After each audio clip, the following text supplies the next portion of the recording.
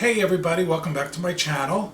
Again, just as a reminder, if you like my channel, don't forget to hit that subscribe button and also the notification button so when I have a new YouTube video coming up, you'll be notified that I have a new YouTube video coming up. So today I'm going to continue my episodes of Cooking with David episodes. Last time I did the grilled chicken with spinach, so today I am going to do chicken marsala. Chicken marsala is, everybody has a different version of chicken marsala, and I've eaten chicken marsala over the years. So this particular dish that I'm going to make is something I ate a few years back in a restaurant. It's a creamy chicken marsala. And I love the dish so much I actually recreate it at home, so every time I have a craving or I want to eat chicken marsala, I basically make this at home, the creamy version of it. And it tastes really, really good. So once again, I'm not a nutritionist or a doctor, but I've been eating this way and I lost over 100 pounds. So my theory is this. I don't want to go, if you notice, I don't say diet. The diet's a little harsh because I don't want to eat steamed vegetables and steamed water and say that's my diet. I want to enjoy food. We all enjoy food, and that's one of the things that I don't want to give up. It's about what you eat and how much of it you eat and what you put on the side. So yes, it's chicken marsala. If you're type 2 diabetic like myself, the ingredients that I'm going to put in here, and I'll go over the ingredients as we cook, it's not going to affect your blood sugar. And of course, if you're not type 2 diabetic and you're watching this and you want to lose some weight and change your eating habits, again, it's not going to affect and you're not going to gain weight. Just as long as if you're taking medication, you're exercising, and you're eating right, this dish is not going to do anything for you, and it's actually a delicious dish and very healthy. So let's start cooking, and let's get the chicken going. Okay, so the recipe is chicken marsala. So what I did was I took breasted chicken, and what I did was with the breasted chicken, I filleted them and I made medallions on them, and then I pounded them. It doesn't matter the size of the medallions, just make sure when you pound them, they're all the same size, because you don't want thick medallions and then thin medallions. You want them to all cook up pretty fast, and you want them to all cook up at the same time and thoroughly cooked. So what we did was, when I made the medallions and I filleted the chicken, we put light flour on it. Now I know, again, it's one of those things, if you're type 2 diabetic or if you're trying to lose weight, you know, oh my God, he's putting flour on it. It's not enough flour. It's going to affect your blood sugar and spike it, and it's not going to trigger you to eat cake and cookies and all that stuff. It's just a flour. You don't do, you're not frying it up. You're not putting a heavy batter on it. It's just a light batter of flour, and it's really not going to affect your blood sugar. So what you want to do is you want to go ahead and saute it. And what I do is I use an olive oil, and I put it into a saute pan. And you don't need a lot of oil, and you want to put it on, get it started on high, and you want to get it heated up.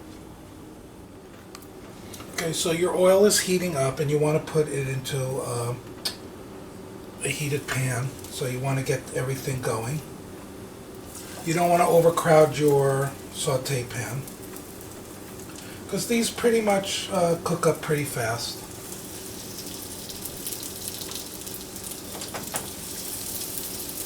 And I'm going to do 4 at a time.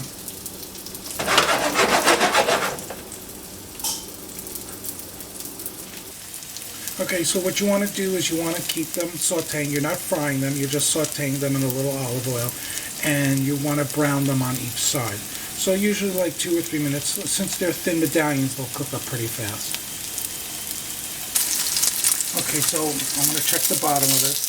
And you want to get that consistency of brown.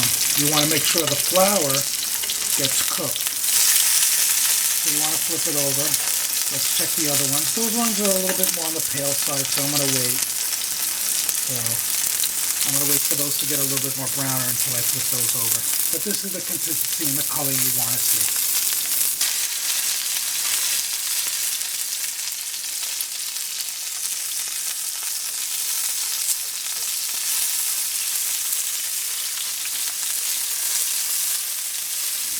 Okay, so all the chicken is done, and once they're done and they're sauteed, you put it on the side. Don't worry about it, just leave it alone.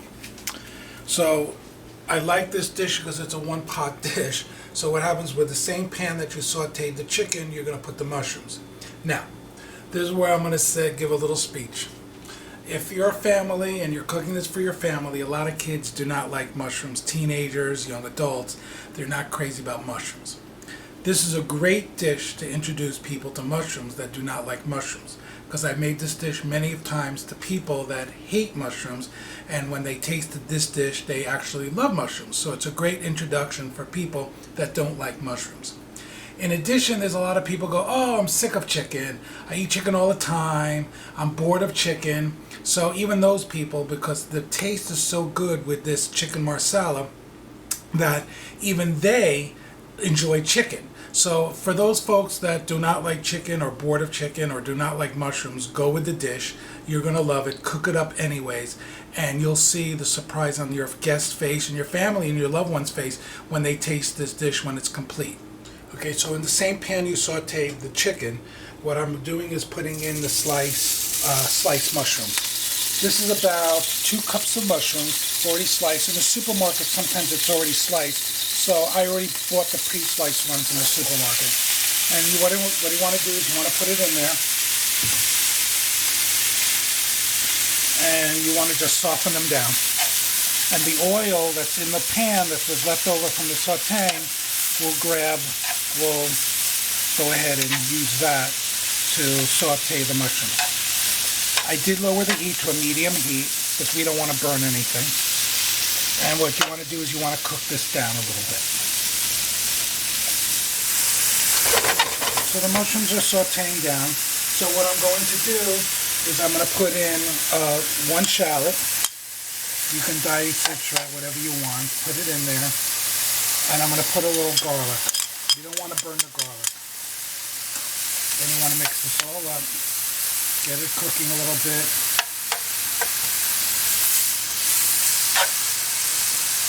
Just want to give a shout out to my partner Edward for helping me prep everything.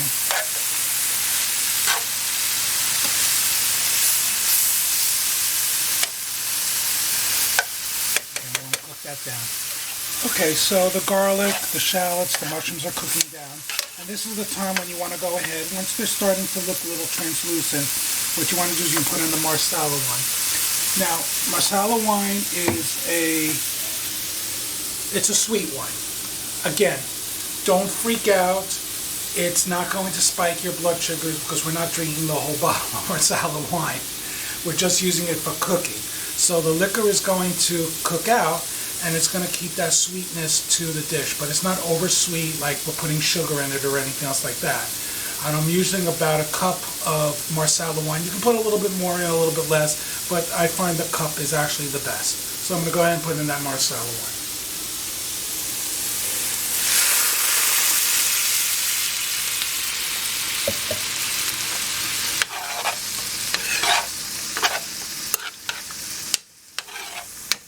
And you want to get that to cook down. And you can raise the heat a little bit. And that will absorb the flavor. The Marsala wine, the mushrooms will absorb the flavor of the Marsala. Hence, chicken Marsala. Okay, so the Marsala wine, I increased the heat a little bit, and the Marsala wine is cooking down, and everything's becoming translucent, but now you want to add another level of flavor. I know it's chicken Marsala. Some people, what they do is you can put chicken broth in there, which is fine, which is not a problem. I didn't have chicken broth, so what happened was last year I swiped it out for beef broth, and I found the beef broth actually tasted really better than the chicken broth. So what I'm going to use is now when I make this dish, I use beef broth. So if you have chefs out there that they know Marsala wine, you go, oh my God, you use beef broth, go with me, it actually tastes very good. So I put about 1 cup of beef broth in there. So go ahead and put that down. And you want to let that simmer. And now it's very soupy at the moment because right now we didn't add the cream and we didn't let this cook down. So what we're going to do is we're going to increase the flame. And we're going to let this all cook down before we start adding the cream in. We're going to get it boiling again. Okay, so it's still cooking down. I'm going to add a little pepper to the dish. And I'm going to put a little oregano in it. You don't want to put a lot, so you just want to put a little pinch, because it is an Italian dish, but you don't want the oregano to be overpowered.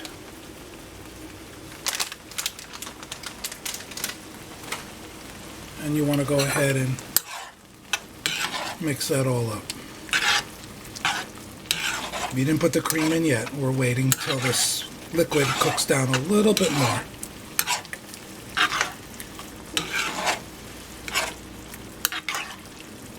Okay, and then we're going to leave this and we'll let it cook down a little bit more.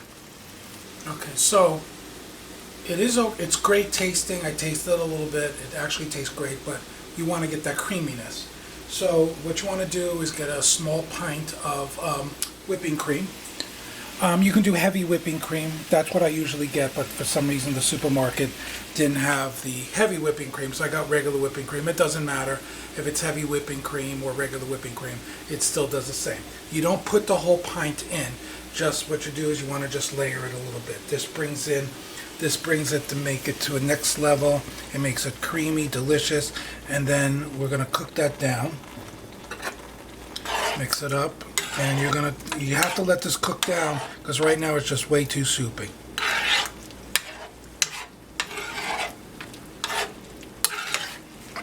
And mix it up and just let it going. So as this is going, because this is going to take a while to start thickening up, and we're going to stir it occasionally as it thickens up, what we're going to do is we're going to do the side dish. So it's important, so if you're watching your weight or if you're type 2 diabetic, normally you would have this dish with pasta. You can do bow tie pastas, linguine, or spaghetti. However, that's a no-no for type 2 diabetics. And that's a no-no if you're trying to lose weight, because it has a lot of carbs, sugar, gluten, and all that good stuff. So you can substitute the pasta with a gluten-free pasta if you want. I tried it. I'm not crazy about it. So what I did was I used zucchini pasta, which I like to use as a substitute for the pasta. Now, of course, if you're cooking this for your family and your friends, I would do it with pasta, so this way they can enjoy the meal with the pasta. But for us who are watching weight and type 2 diabetic, no on the pasta. So I'm going to cook up while this is cooking down and thickening up. I'm going to start preparing, because I do have some guests that are coming that are going to be eating this. So I'm going to do the pasta for them, and I'm going to do the zucchini for me. Okay, so I got my zucchini spirals steaming up here. I just put a little salt in the water. Same thing with the pasta. The pasta is boiling up, and I put some salt in there as well, just to flavor the pasta. So that's going to cook down. In the meantime, it's getting thickened up, as you can see. So what I want to do is I'm going to gild the lily a little bit. I'm going to throw some butter in there. I didn't say this was a healthy dish. I said it was a tasty dish. And I'm going to put a little, while the butter is melting, I'm going to put a little fresh parsley in there. And I'm going to put back in my chicken. And what happens is the flour in the chicken also thickens the sauce and makes the chicken nice, glistening, juicy.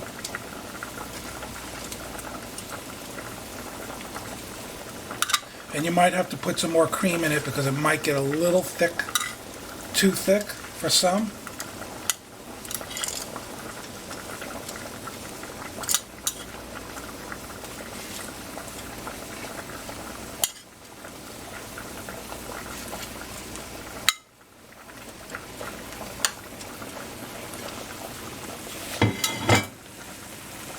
So what I did was, when I put the chicken in, I went ahead and added a little cream, because it was getting a little bit more thick.